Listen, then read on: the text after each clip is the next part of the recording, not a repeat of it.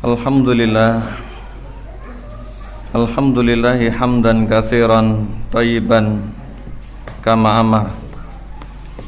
Asyhadu an la ilaha illallah wahdahu la syarikalah wa asyhadu anna Muhammadan abduhu wa rasuluh alladzi la nabiyya ba'da khairil abrar.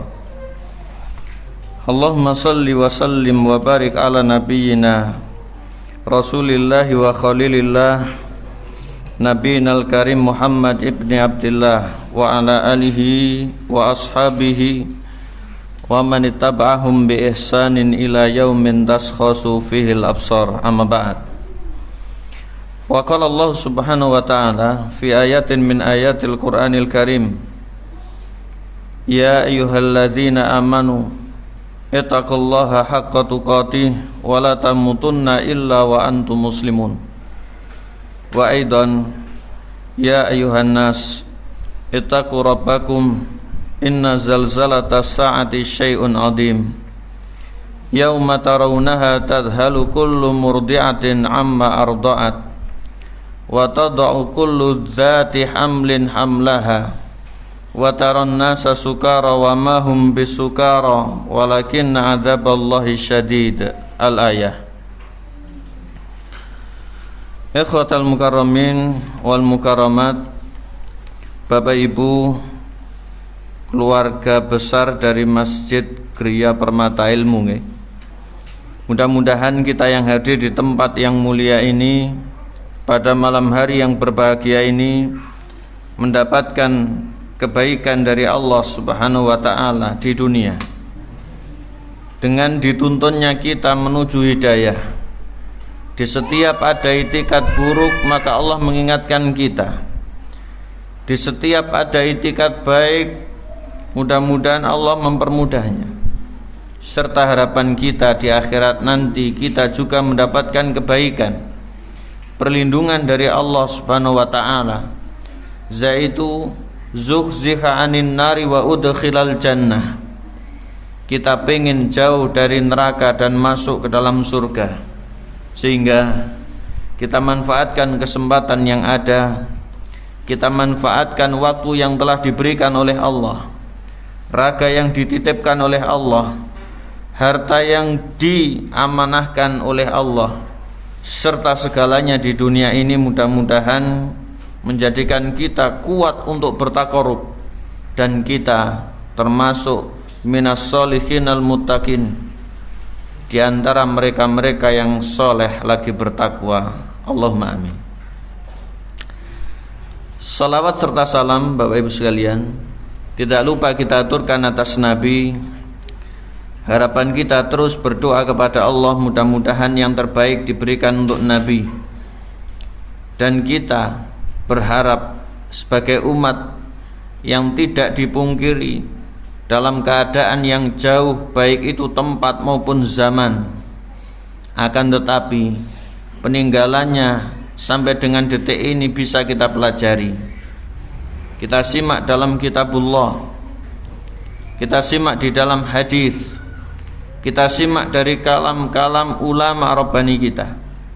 Mudah-mudahan komitmen kita untuk menjadi pengikut setia Nabi bukan sekedar angan dan harapan, akan tetapi perilaku-perilaku, keyakinan-keyakinan, ibadah-ibadah, bahkan segala bentuk muamalah itu adalah cerminan dari ajaran Nabi, sehingga mudah-mudahan kita mendapatkan murafaqah, kebersamaan dengan beliau fil jannah, di dalam surga kelak. Allahumma amin. Bapak Ibu yang berbahagia,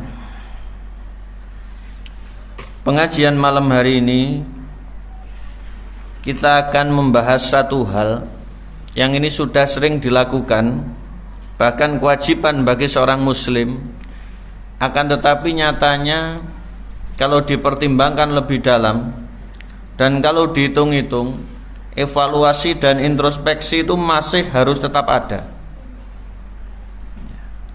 Jadi kalau kita ditanya ketika sholat sudah seberapa khusyukkah, itu jawabannya masih ngambang. Sebenarnya sholat yang telah diperintahkan oleh agama itu adalah sholat yang khusyuk. Nabi kita dalam setiap sholat keadaannya selalu khusyuk.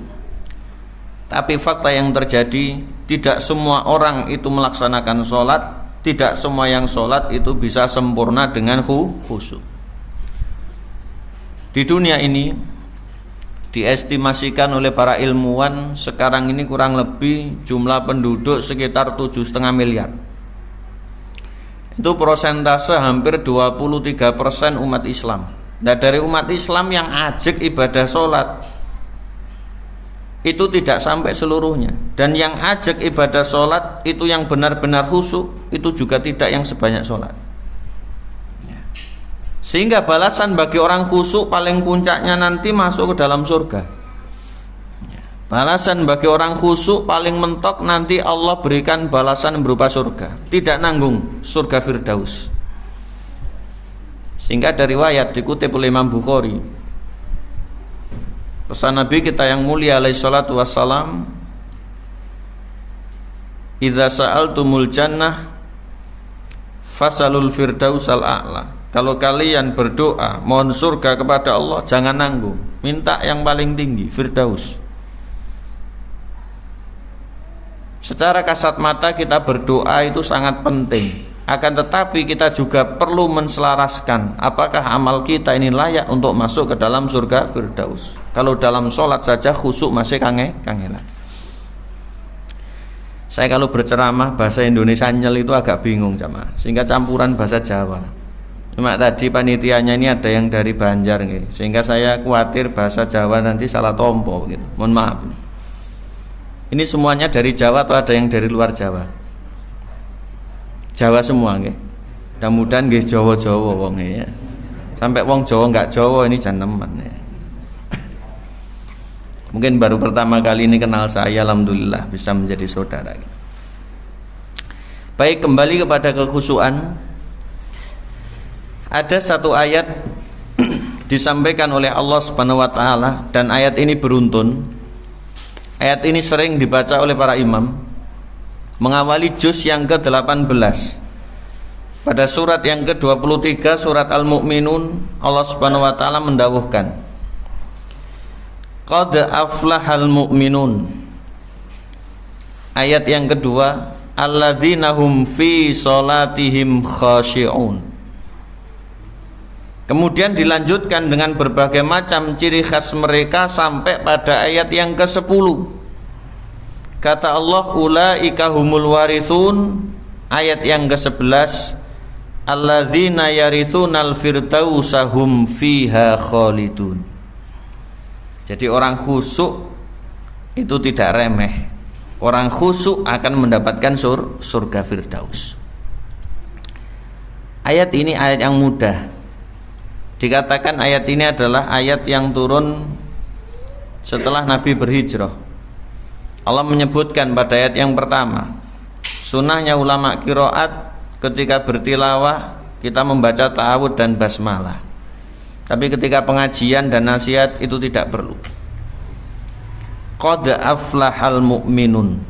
Jadi digunakan oleh Allah yang namanya taukid, atau bahasa familiarnya takkid. Taukid di sini dengan menggunakan huruf qad. Kalau arti bahasa Indonesianya itu teman. Jadi tidak goroh. Serius ini. Disambung oleh Allah dengan fi'il madhi aflaha. Kalau digunakan dalam bahasa kita artinya bejo atau beruntung. Jadi sungguh serius, benar-benar beruntung. Siapa dia ya Allah? Al-mu'minun, orang-orang yang telah berikrar iman. Kita sudah punya modal, syahadat bolak-balik kita ucap. Iman itu bukan sekedar dengungan di sana dan di sini, tapi aplikasi itu harus dalam bentuk nyata. Sehingga ulama-ulama akidah sepakat al-amalu minal iman. Jadi amal ini bagian dari iman, nanti akan berdampak. Sehingga ketika amal tidak berpengaruh dengan iman, ini bukan bagian dari pemikiran Islam yang ahli sunnah wal jamaah ya, ini bukan dari pemikiran Islam yang ahli sunnah wal jamaah. Berbicara tentang orang-orang mukmin tadi, Allah menjelaskan di antara ciri khas mereka yang nanti sampai mendapatkan surga Firdaus pada ayat yang ke-11. Siapa ya Allah? alladzina orang-orang banyak mereka itu hum fi di dalam solatihim ibadah solat mereka khosyi'un. Jadi kalau solat mereka berupaya untuk khusyuk sehingga benar-benar bisa khusyuk. Tapi dengan berbagai macam keadaan yang ada di alam dunia ini, khusyuk itu tantangannya semakin berat. Ya. Bahkan ada ungkapan sebagian orang, lek kehilangan pengen ketemu ndang sembayang. Jadi kalau kehilangan sesuatu atau lupa sesuatu segeralah sholat. Nanti kalau sholat mesti eling. Ya. Oh iya rek kunci kemana kono ya. Wong tak jupuk dan seterusnya. Ini selentingan sebagian orang. Jadi di situ khusyuk mulai berkurang. Masih berbicara tentang khusyuk ini, komentar dari ulama soleh kita di zaman dulu dikutip dalam tafsir Qur'anil Azim. Ada seorang imam dari kalangan imam ahli hadis, yaitu pembesarnya kaum tabi'in, Imam Hasan Al-Basri rahmatullah alaih. Beliau mengatakan, kana khusyu'uhum fi qulubihim faghadaw bidzalika absarahum wa khafadu lidzalikal janah. Jadi orang-orang khusyuk itu dalam sholat hatinya hadir. Dalam sholat nih hatinya itu hadir. Lah ketika itu menjadikan pandangan mereka itu fokus. Nanti disebutkan dalam hadis riwayat Imam Ahmad, tempat sujud yang dipandang, kecuali ketika rukuk di antara dua kaki. Setelah itu amal perbuatan mereka itu juga bagian dari kekhusyuan. Ini komentar Imam Hasan Al-Basri. Jadi orang khusyuk itu diantaranya hatinya itu hadir, sehingga nanti refleks dalam sholat pandangannya itu menatap tempat sujud. Noleh noleh pripun Ustaz? Ya sah. Ndangak lah, ini yang makruh. Ini diulas dalam bab kekhusyuan oleh Imam Ibnu Hajar dalam kitab Bulughul Maram. Ya, seperti itu. Baik. Ada perincian orang sholat, kita tidak menilai satu dengan yang lain Bapak Ibu. Akan tetapi kita berupaya kita ini dalam tataran yang mana. Dalam kitab Al-Wabilus Shayyib Minal Kalimit Thayyib, Syekhul Tsani Imam Ibnul Qayyim rahmatullah alaih, Imam Ibnul Qayyim Al-Jauziyah, ini anaknya ulama yang punya madrasah Jauziyah. Disebutkan ada 5 kelompok orang sholat, 1 ini yang berdosa, 4 ini yang mendapat balasan, tapi nanti yang maksimal itu ada. Cuma masalahnya itu terkadang dipelintir oleh sebagian orang, timbang sholat dosa mending tidak sholat. Ini kalau orang awam malah seneng. Kalau orang sudah mulai beranjak untuk mempelajari agama, maka akan semakin diselami. Sing dosa ki sholat yang seperti apa? Ya. Jadi yang berdosa itu sholat yang seperti apa? Masih kata Imam Ibnul Qayyim, wan nasu fi sholati ala marotibah. Jadi manusia itu kelompok atau klasifikasinya dalam sholat ada beberapa. Pertama, martabatul dzalimi li nafsihil mufrid. Orang yang sholat tidak karu-karuan, sholat tapi dolim. Nyun sewu ya, afan ini sholat tapi kacau. Apa maknanya? Wa huwa alladzi intaqasa min wudu'iha wa mawaqitiha wa hudutiha wa arkaniha. Bersucinya asal-asalan. Jadi kalau orang pengen sholatnya benar, bersuci itu harus benar. Sehingga ilmu tentang bersuci, baik itu berwudu atau tayamum atau mandi junub, hukumnya wajib, bukan wajib kifayah lagi, tapi wajib ain ala kulli muslim. Semenjak SD kita ini dididik, kemudian setelah itu mondok atau mungkin yang sekolah ke jenjang lebih tinggi diajari bersuci itu yang benar bagaimana. Jadi medianya kalau tidak air ya debu. Ya. Tapi banyak bocoran-bocoran yang terkadang saya pakai guyon. Kata sebagian orang, geni ya bisa digawe bersuci Ustaz. Ya cuma bongen awak mulai wani. Maksudnya apa? Nanti di akhirat itu para pendosa oleh Allah dikobong nih apa? Dimasukkan neraka itu kan dibong agar suci baru dimasukkan surga. Karena ada hadisnya Jabir bin Abdillah itu, ada orang-orang yang sampai seperti kurma layu itu dipanggang di neraka, masukkan dalam surga selama la ilaha illallah. Tapi di dunia jangan bersuci dengan api ya. Nanti malah tidak karu-karuan ya. Kita ulangi. Yang pertama, orang yang sholat tapi dolim, maksudnya sholatnya tidak karu-karuan. Dari segi apa? Pertama, bersucinya ngawur. Jadi bersuci yang benar ini harga mati. Kalau kita pengen wudhu yang benar, kita lihat ulama menyepakati teknis atau kaifiyah atau tata cara. Wudhu yang paling benar itu dari Humron saking Sayyidina Utsman. Hadis riwayat Imam Bukhari Muslim. Ini mutlak paling lengkap. Ya memang kalau melihat surat Al-Maidah ayat 6 Bapak Ibu, itu cukup untuk wajah, tangan sampai sikut, kepala, bagiannya rambut atau telinga, kemudian setelah itu kaki sampai dengan polok atau mata kaki. Tapi Nabi aplikasinya itu lebih lengkap, lebih jangkap, diterangkan oleh Utsman bin Affan, disampaikan oleh Humron. Ini sudah kita pelajari, bahkan sebagian sudah ada poster sehingga ditempel. Itu kita lakukan ya. Nanti memang ada khilaf-khilaf ulama yang begini, begitu dan seterusnya. Setelah wudhunya ini tidak benar karena mereka serampangan, maka juga diantaranya waktunya itu ngawur. Loh kok bisa? Dalam syarat sahnya sholat ada 6. Ini yang muda-muda ada yang hafal syarat sahnya sholat? Tidak ada yang muda nggih? Semuanya sudah berumah tangga nih, sungkan saya mau tanya. Saya cek dulu suguhannya apa minumnya. Bismillah, teh. Berarti memang muda-muda. Kalau kopi ini baru sepuh-sepuh ya. Saya seneng kopi sehingga ini saya minum. Yang mau jawab syarat sahnya sholat saya beri teh 1 gelas. Padahal kalau tas mam pengajian sore di rumahnya dokter begitu belum minum saya sampaikan. Ini yang mau, yang bisa menjawab syarat sahnya sholat saya beri bocoran 6. Tanpa baca dari internet saya kasih teh 1 gelas. Lek bisa lagi tak kayak isi nom sak botol nanti mah. Ada yang bisa? Jadi ilmu yang seperti itu harus tahu kita ya. Jadi kita ini harus tahu ilmu yang seperti itu. Yang pertama, waktunya ini harus pas. Jadi sebelumnya itu tidak sah, setelahnya kalau menyengaja tanpa udzur ya tidak sah. Kan ada orang sholat lek pas mood, sholat lek pas eling, sholat kalau maunya sekarepe. Ada lagi orang yang model sholat kalau pas bersyukur ya. Ini tidak pas. Ayat-ayat banyak mengancam. Jadi dalam surat Al-Maun fawailul lil musallin, itu ketika dipelintir sebagian orang sholat loh masih ciloko, itu maksudnya bukan orang yang sholat, tapi alladzina hum an sholatihim sahun. Kata Ubay bin Ka'ab dalam tafsir, yang waktunya itu disia-siakan ya. Berapa kali kita ini bangkong Bapak Ibu sekalian? Apa bahasa Indonesia bangkong? Berapa kali terkadang kita ini tanpa alasan kemudian ketiduran dan seterusnya. Termasuk introspeksi bersama. Yang kedua, suci maknawi. Jadi hadas kecil besar harus hilang.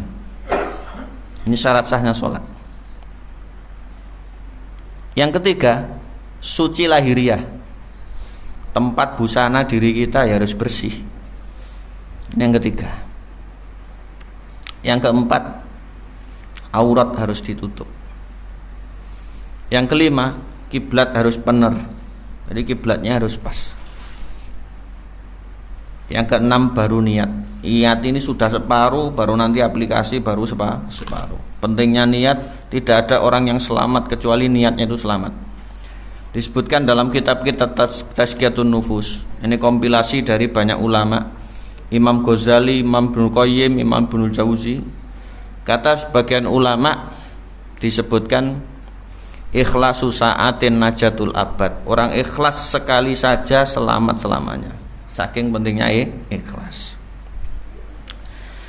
Kembali model sholat yang acak-acakan diantaranya syaratnya, rukunnya, wajibnya, bahkan sunahnya itu diabaikan.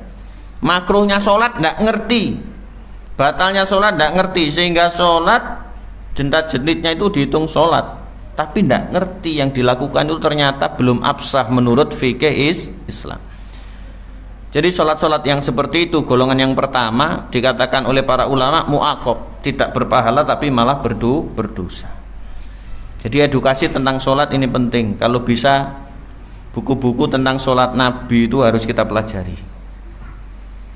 Jadi ketika Nabi mensabdakan, Imam Bukhari Muslim menyebut, gurunya juga menyebut Imam Ahmad, shollu kama ra'aitumuni usolli. Jadi shollu ini perintah kepada orang banyak, sahabatku sholatlah kalian sebagaimana kalian lihat aku sholat. Sekarang nggak bisa lihat Nabi, tapi teknisnya itu diterangkan dalam hadis. Ini kita pelajari, terus kita pelajari dan pelajari. Yang kedua, pembagian orang sholat. Yang kedua adalah man yuhafidhu ala mawaqitiha wa hudutiha wa arkaniha dhairati wa wudu'iha lakin qad dhayya mujahadata nafsi fil waswasati fadhaba ma'al wasawisi wal afkar. Salatnya itu sudah dikomitmenkan untuk diperbagus, bersucinya, waktunya, terkait dengan syarat, rukun, wajib dan seterusnya. Tapi sekalipun sholat pikirannya hilang, ini yang kedua. Ini penggugur kewajiban tapi pahalanya wallahu a'lam. Ada apa tidak yang seperti ini jamaah? Sholat ndak eling apa-apa, imamnya mau copo mau. Padahal berjamaah. Ini PR bersama untuk kita. Bahkan dibuatkan meme di media sosial itu. Kalau ada final-final pertandingan sepak bola, sholat ngadep kiblat, tipine nek etan, ndase madhep nyang TV, ya awake madhep kiblat. Jadi semuanya ini harus kita hadirkan. Kalau sampai pikiran hilang, hati tidak hadir, wallahu a'lam. Ini modal yang kedua. Yang ketiga, kata Imam Ibnul Qayyim, man hafadha ala hududiha wa arkaniha wa jahada nafsahu fi daf'il wasawisi wal afkar fahuwa mashghulun bi mujahati aduwihi li alla yasriqa salatahu fahuwa fi salatin wa jihad. Komitmen, bersucinya, waktunya, dan terkait dengan sholat, tapi pikirannya terbelah untuk memikirkan sesuatu yang bisa mengganggu sholat. Jadi di antara faktor eksternal itu setan, kepikiran setan, dan seterusnya. Kemudian yang keempat,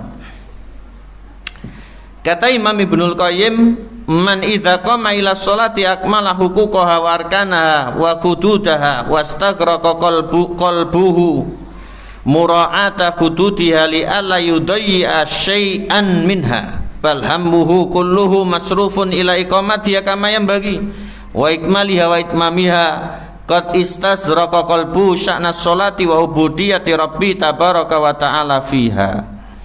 Orang yang sholat semuanya sudah difokuskan lillahi ta'ala, yunaji rahman, dia sedang bermunajat kepada Allah subhanahu wa ta'ala, sehingga hatinya juga hadir, semuanya juga luar biasa. Ini golongan yang keempat. Kalau bisa kita seperti ini para ulama menikmatinya, khusyuk dalam sholat mereka. Baru yang kelima, ini golongan yang paling tinggi.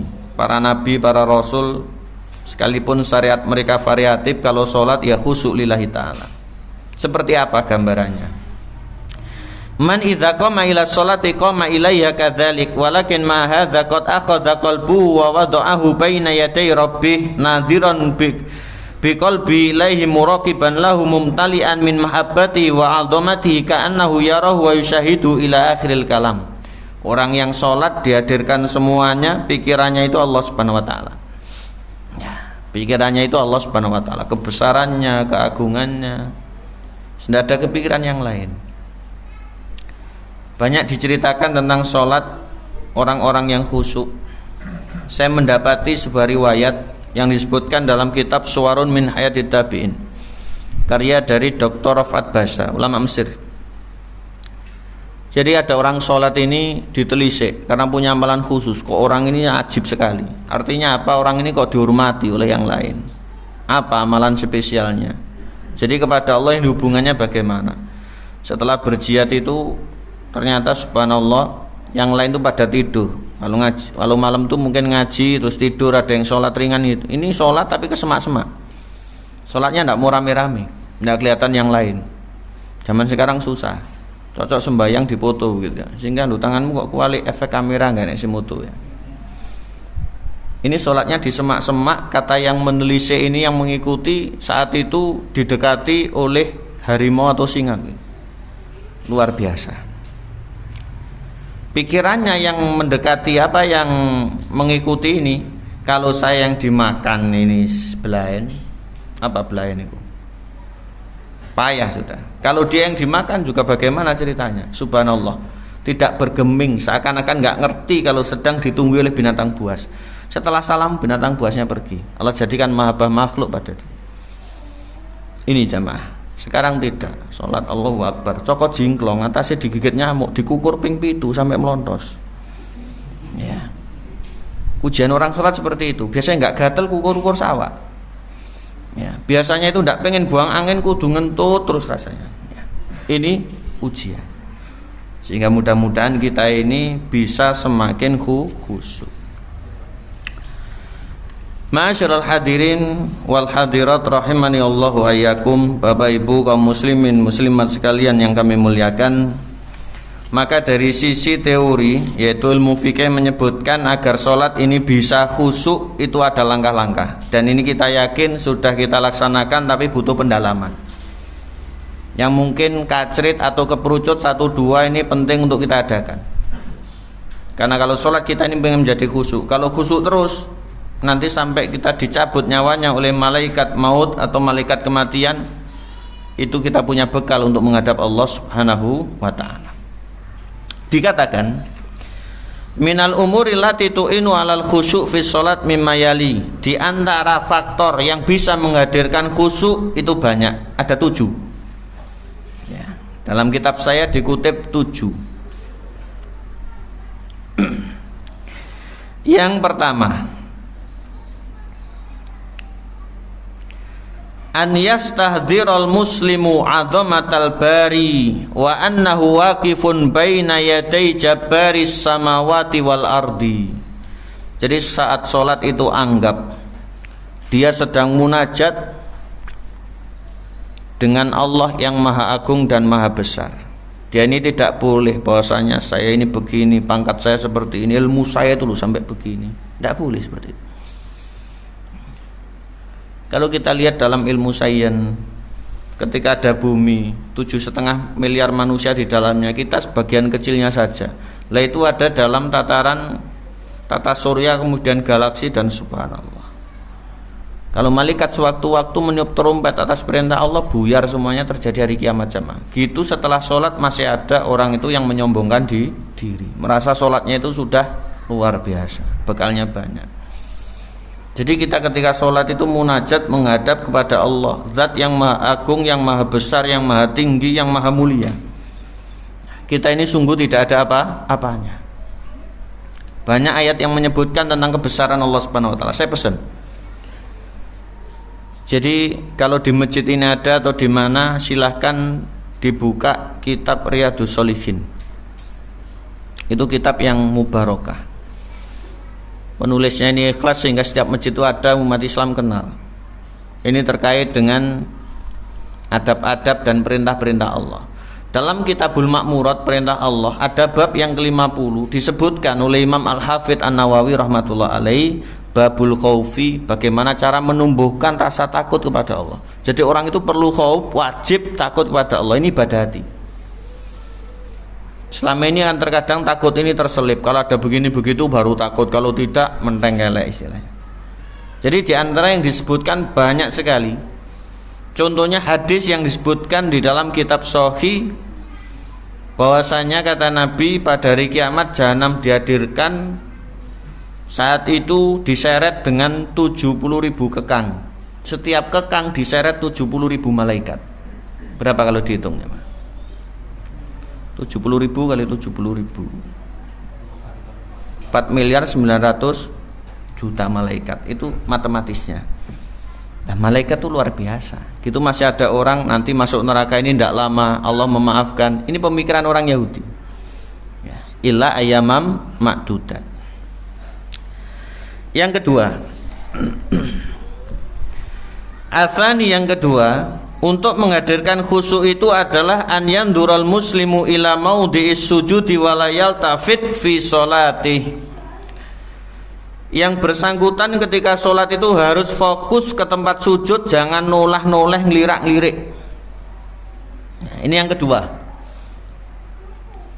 Ini sangat ditekankan. Rasulullah demikian, sambil ami utak-atuk sehingga jenggotnya ini ubah-ubah. Tidak kok mingkem kemudian merem, tidak sholat itu. Jadi memandang tempat sujud, sehingga kalau bisa polos begitu jamaah ya. Karena banyak godaan-godaan. Ditelok sajadah kok gambarnya api ya, dan seterusnya. Dihitung jahitannya piro, ini repot.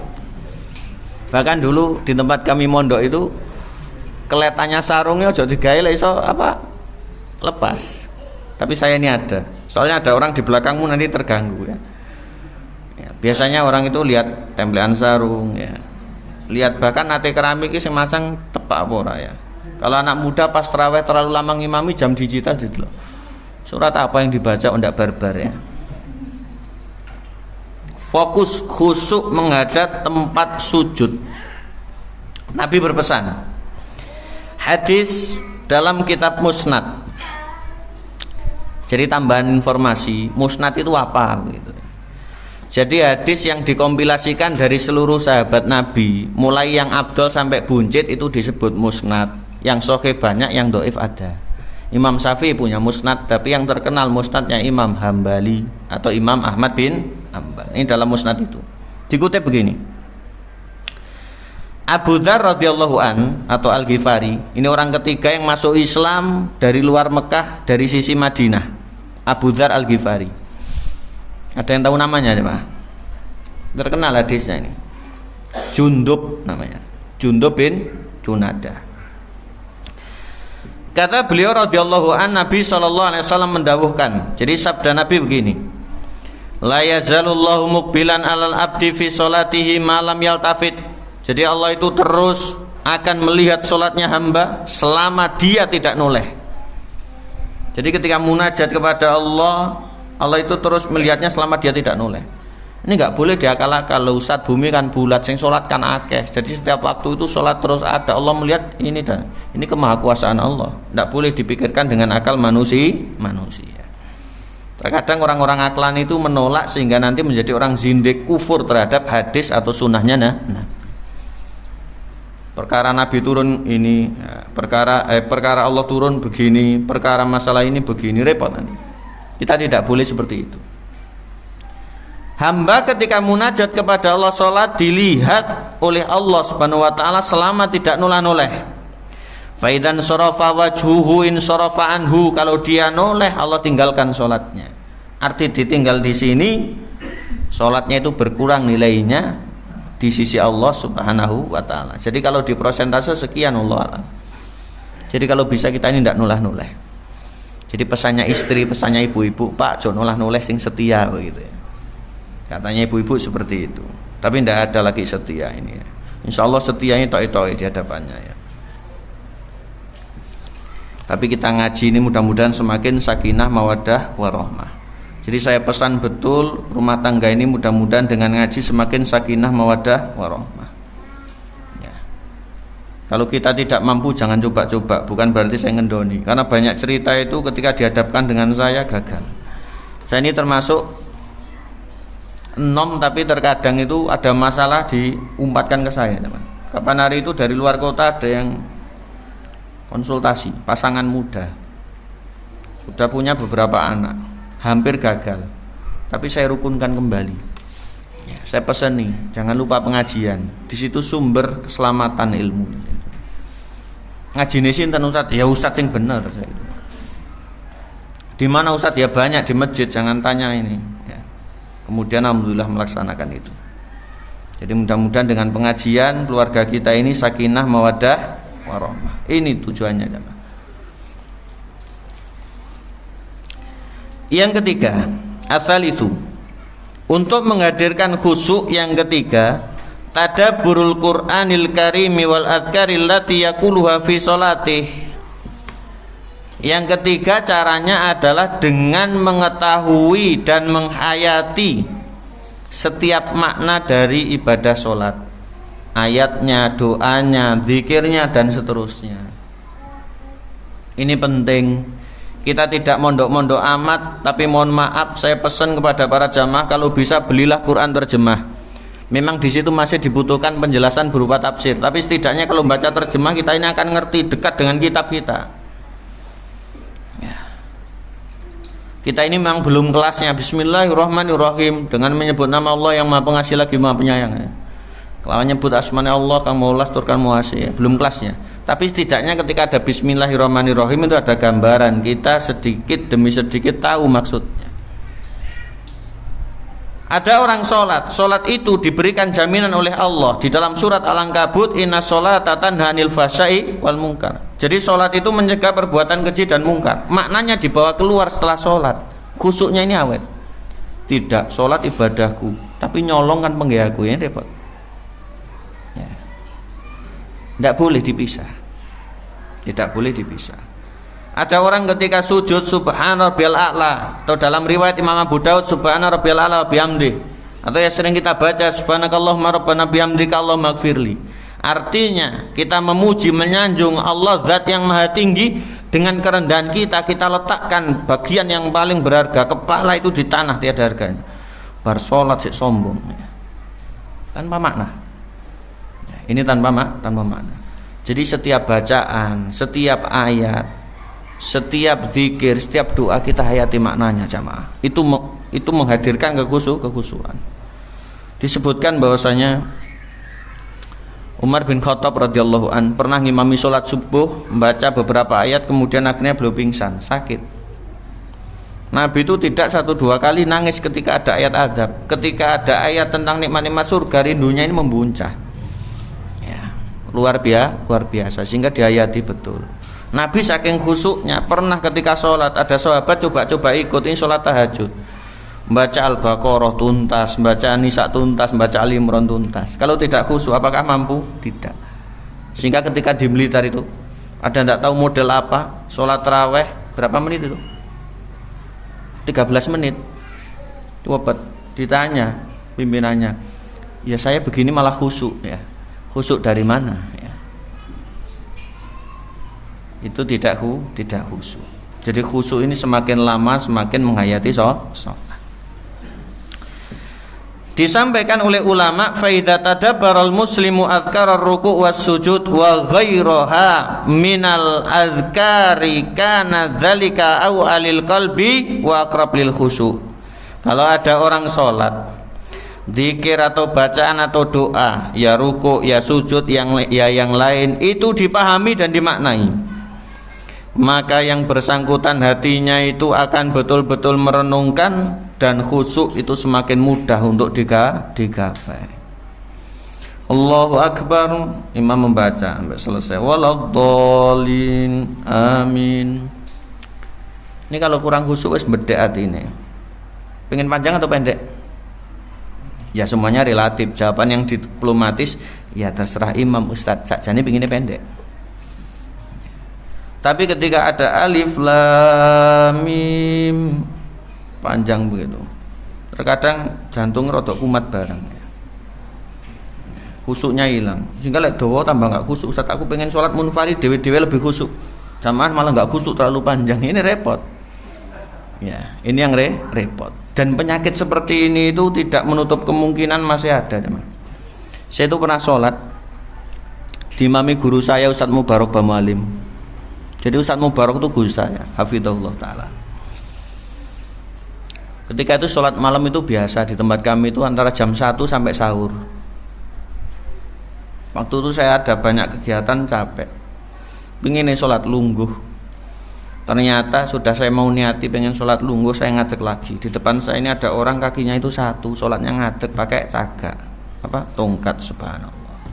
Awak sing waras yang lengkap kok tidak sampai seperti itu ya. Orang itu kalau sudah lillahi ta'ala semuanya akan dilakukan. Orang itu kalau sudah diniati semuanya itu akan digambangkan. Ya yang seperti itu yang mulai hilang ini yang kita cari ya, yang seperti itu yang mulai hilang ini yang kita cari.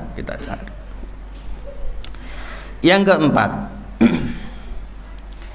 di antara cara menghadirkan kekhusyuan kata ulama fikih, dzikrul mauti fis shalah. Banyak-banyak ingat kematian sekalipun dalam sholat. maka sholat itu tidak menunda kematian dan tidak menghalangi kematian.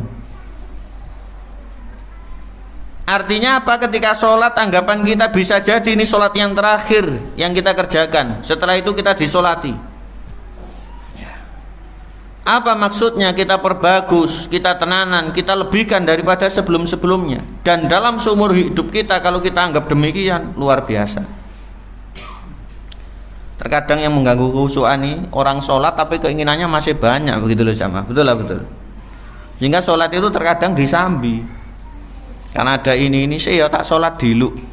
Kata-kata dulu atau sebentar ini sudah mengurangi banyak hal. Sehingga sholatnya dicepet nih, sholatnya nanti tidak karu-karan, pokok sembahyang sebagai pengukur kewajiban.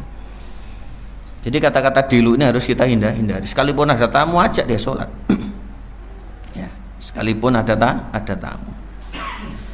Nabi berpesan, dikutip di dalam hadis yang panjang, dipotong di dalam riwayat Imam Ahmad, kitab Musnad. Pesan beliau begini. Jadi Abu Ayyub Al-Ansari berkata, Nabi yang mulia sallallahu alaihi wasallam bersabda, "Idza kumta fi sholatika fasolli sholata muwaddiin." Apabila kalian sholat, maka sholatlah seakan-akan sholat perpisahan. Apabila kalian sholat, sholatlah seakan-akan sholat perpisahan. Jadi kata-kata idza ini pesan Nabi yang mengandung banyak sekali konsentrasi. Ngene lho ya. Sehingga idza itu selalu digandengkan dalam ilmu bahasa itu dengan fi'il madhi. Tapi artinya dalam mudhari, idza kumta le arab salat. Sebagaimana dalam ayat wudu. Idza kumtum ila shalat fasilu wujuhakum. Ya. Apabila kalian hendak salat, maka basuhlah wajah kalian dengan wudu itu. Nabi berpesan. Pesan Nabi, apabila kalian hendak sholat, jadikanlah sholat itu seakan-akan sholat perpisahan. Kalau sudah dimaknai setelah itu hendak bisa sholat lagi, pasti bakal diperbagus, tidak disia-siakan, semuanya akan diaturkan lillahi ta'ala. Tapi kalau keinginan itu masih banyak, disambi-sambi, ini yang repot sama. Seriusnya itu semakin berkurang. Masalah nanti kita tidak ada yang tahu, tapi yang kita jalani itu adalah anugerah, sehingga sholat yang memang sangat penting itu harus kita laksanakan. Yang kelima, adzan dulu atau adzan dulu. Naktafi bihadza, silakan adzan. Alhamdulillahi wahdah, wassalatu wassalamu ala rasulillah, amma ba'd. Baik, ma'asyiral muslimin muslimat, kita lanjutkan. Yang kelima, untuk menghadirkan kekhusyuan adalah dengan an yuhayyi al musalli nafsahu fala yusalli wa huwa hakinun wala bi hadrati ta'am. Harus mengkondisikan dirinya ketika beribadah itu dalam kondisi terbaik. Ini yang kelima. Jadi jangan sampai ibadah kita ini dalam kondisi yang asal-asalan. Maksudnya apa? Ya sebisa mungkin. Kalau memang ada makanan, ya makan. Kalau memang kebelet, ya ditunaikan hajatnya. Hal-hal yang seperti itu. Kalau kepanasan, yang mandi dan seterusnya. Jadi jangan sampai ketika sholat itu nanti akhirnya terganggu dengan hal-hal yang sifatnya desakan. Sampai ada pesan Nabi dikutip oleh Imam Muslim dalam kitab Sahih, kata beliau, la sholata bi kadrati ta'am. Jangan sholat kalau makanan itu sudah dihidangkan. Tapi arti jangan di sini bukan berarti tidak sah, tidak. Tidak baik kebiasaan ketika sebelum sholat itu ada hidangan makanan. Tapi kalau sudah dihidangkan, ya makan nanti baru sholat. Walau wa huwa yudafiul akhbathan. Jangan pula ketika ngempet dua hal, baik itu buang air kecil maupun buang air besar, dan yang semisal-semisalnya. Sehingga kondisi ini betul-betul harus kita jaga.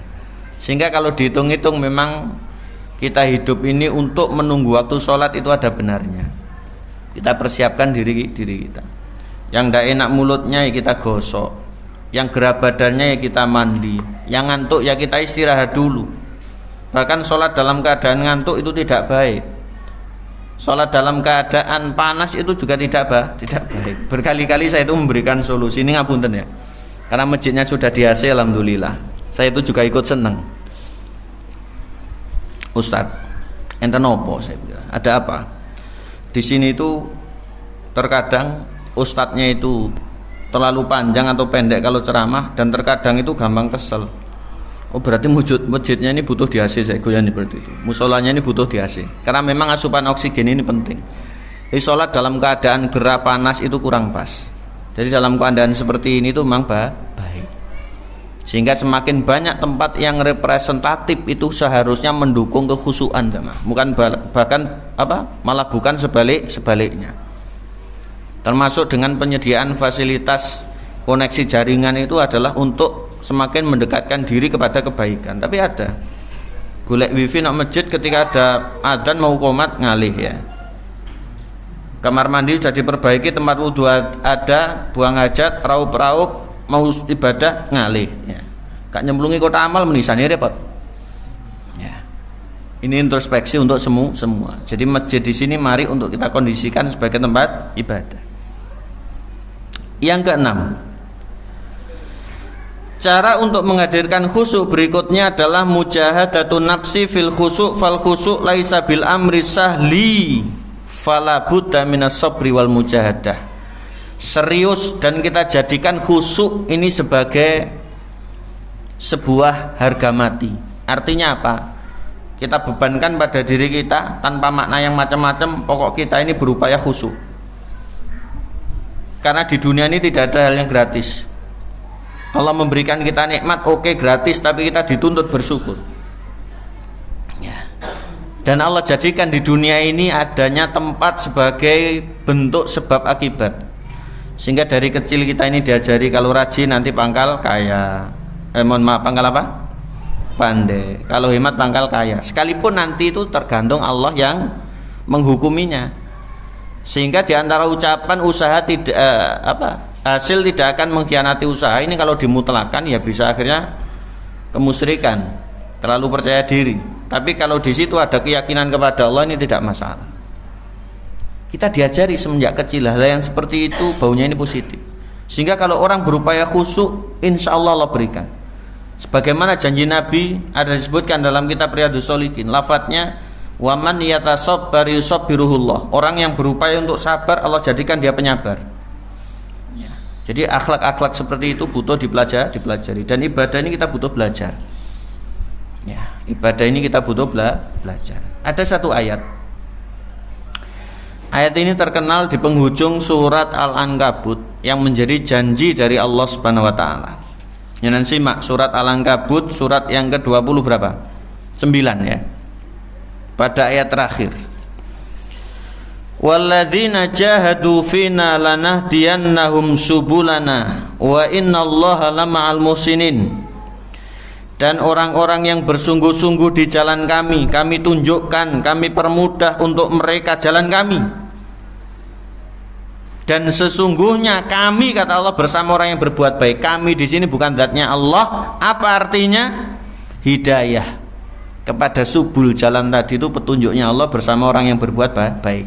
Jadi Allah itu punya beberapa ma'iyah kebersamaan, tapi zatnya itu ulu, maha tinggi, tidak bersama dengan makhluknya ya. Ini harus diketahui, diantaranya dengan siyak dan sibak yang ada dalam ayat ini. Loh, Allah mbek makhluk ya, apa buktinya? Wa innallaha lamal muhsin. Wong apik karo Allah terus ya, ini keliru ya. Akhirnya nanti kacau, campur aduk tauhidnya. Kita tidak seperti itu. Kata ulama tafsir, wa mal istimrari wal mujahadati yashal khusyuk fis shalah. Dengan adanya komitmen serta keseriusan, maka khusyuk di dalam sholat itu bakal mudah karena dipermudah oleh Allah Subhanahu wa taala. Menjadi kebiasaan khusyuk ini. Nah, ini yang kita inginkan. Yang ketujuh, akhiran, sunahnya ganjil yang ketujuh ya, akhiran. Di antara cara menghadirkan khusyuk adalah istihdharu thawabi wal martabati alal khusyuk, yaitu kita kepikiran dan kita jadikan khusyuk sebagai pikiran dan hobi kita. Banyak di antara kita punya hobi duniawi. Orang kalau kepikiran hobi atau kesukaannya biasanya sampai terbawa mimpi. Betul tidak, teman? Khusyuk kita jadikan seperti itu. Kita fokuskan, kita jadikan orientasi. Nanti dalam setiap nafas kita khusyuk ini tidak akan pernah hilang. Ya. Disebutkan kisah tentang aplikasi Nabi, ini namanya hadis fi'li. Jadi kalau disebut sunnah itu bagiannya hadis menurut ulama hadis. Kalau disebut sunnah itu lawannya bid'ah menurut ulama kita. Kalau disebut sunnah maka itu adalah lawannya wajib, ini menurut ulama fikih. Kita harus jelas. Lah kalau disebut hadis maka sunnah ini diantaranya adalah ucap, perbuatan, persetujuan dan sifat yang disandarkan pada Nabi. Ada 4 ini. Ini menurut para pakar. Ini hadis fi'li, perbuatannya Nabi. Jadi hadis ini juga kuat, disifati oleh sahabat, dan sahabat itu mustahil untuk dusta. Mereka itu memang pribadinya tidak maksum, tapi kolektivitasnya itu terjaga. Jadi tidak ada sahabat itu yang mendustakan pada Nabi, karena dikumpulkan oleh Nabi dalam hadis mutawatir itu pernah saya teliti hadisnya sampai panjang sanadnya. Man kadzaba alayya muta'ammidan falyatabawa maqadahu minan nar. Kalau dusta sengaja kepada Nabi, tempatnya nanti di neraka. Sahabat ini cerita, Abdullah bin Sikhir namanya. Ra'aitu Nabiyya sallallahu alaihi wasallam yusalli wa fi sadri azirun ka aziri riham minal buka. Aku setiap kali melihat Nabi itu sholat, ini sering kali, maka di dadanya itu seakan-akan bergemuruh dan itu adalah tangisan. Saking khusyuknya Nabi ingat kepada Allah, dengan kebesarannya, khawatir tentang dahsyatnya siksa di dalam neraka dan seterusnya, itu gemuruh umum dadanya Nabi. Ini bagian daripada khusyuk. Jadi khusyuk selalu menjadi pemikirannya. Ada lagi hadis. Hadis ini dikutip di dalam kitab Sahih Muslim. Utsman bin Affan radhiyallahu an, ini sahabat Nabi yang pertama kali merenovasi dan melebarkan Masjid Nabawi. Karena tahun ke-6 itu dilihat jamaah sudah meludak, banyak yang masuk Islam. Dibeli beberapa bagian kemudian dilebarkan. Subhanallah. Sebutannya Dzunurain karena ketika peristiwa perang Badar itu istrinya meninggal yang bernama Ruqayyah, menikahi adiknya yang bernama Ummu Kulsum, sehingga menikahi 2 putrinya Nabi di waktu yang berbeda. Sehingga kalau mungkin yang muda tanya, mendekati orang tuanya, jadi kalau mau menjemput jodoh itu yang kemungkinan diterima ya, jangan yang kemungkinan ditolak, sakit nanti rasanya. Ini yang muda ya. Mau yang mana mas, anak saya dua-duanya ini masih belum menikah ya. Ini pilih salah satu. Batine mau kabeh tidak boleh. Dalam Islam tuh mengumpulkan saudara itu dalam waktu sekaligus tidak boleh. Komat ini belum ya. Utsman berkata, dikutip di dalam hadis riwayat Imam Muslim, kata Nabi sallallahu alaihi wasallam dalam pesannya, ma min ri'im muslimin tahduruhu sholatu maktubatin. Tidaklah ada orang Islam ketika sholat wajib 5 waktu itu datang waktunya, fayusinu wudu'aha wa khusyu'aha wa ruku'aha, maka dia komitmen wudunya diperbagus. Jadi wudunya ini serius, harus kacelap kabeh. Khusyuknya juga diraih. Jadi dia komitmen berusaha untuk khusyuk dihadirkan, dan aplikasi sholatnya itu juga maksimal. Rukuk di sini mewakili gerakan-gerakannya. Apa kata Nabi? Illa kanat kafaratan lima qablahu minad dzunub. Itu tadi dipastikan menjadi pelebur dosa-dosa. Malam yu'ti kabiratan wa dzalika dahrukullah. Selama berkomitmen untuk tidak melakukan perbuatan dosa yang besar menyengaja, dan itu akan terus berulang dalam setiap waktu selamanya. Jadi orang khusyuk itu diampuni dosa-dosa kecilnya oleh Allah Subhanahu wa ta'ala. Memang layak kalau kita kembalikan kepada ayat ulaika humul warithun alladzina yarithunal firdaus hum fiha khalidun, ayat 10-11 surat Al-Mu'minun. Kenapa ayat pertama kedua menyebutkan qad aflahal mu'minun alladzina hum fi sholatihim khashi'un. Ini nasihat untuk saya pribadi jamaah. Kita ini masih sama-sama belajar. Amalan itu berat, tidak semudah teori yang diucap oleh lisan. Maka manusia tidak boleh berpijak dengan usaha, sekalipun dia orang pintar, berilmu, orang yang tidak karu-karuan lah. Tapi dia harus bergantung kepada pertolongan Allah Subhanahu wa taala. Bahkan dalam doa itu diajari torfata ainin, sekalipun saat kedepan mata kita ini tidak boleh bersandar pada diri kita. Kalau memang kita tidak bisa kedip, ya sudah, takdir dari Allah. Sehingga kedip pun manusia itu tidak ada kemampuan. Tapi di situ kita ada pilihan.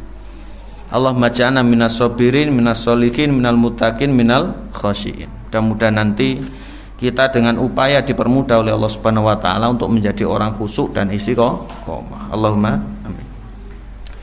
Baik, sampai di sini dulu pengajian malam hari ini. Mudah-mudahan tausiah ini menggugah hati kita semuanya. Saya pribadi mengucapkan jazakumullah khairan, bisa bersilaturahim dengan panjenengan. Mudah-mudahan di lain kesempatan kita bisa bertemu, mungkin di lain tempat dan lain sebagainya dalam keadaan yang lebih baik lagi. Naktafi bihadza. Mudah-mudahan yang benar Allah terima, yang keliru sengaja atau tidak Allah maafkan. Kita tutup dengan doa majelis. Subhanakallahumma bihamdika asyhadu alla ilaha illa anta astaghfiruka wa atubu ilaik. Wassalamualaikum warahmatullahi wabarakatuh.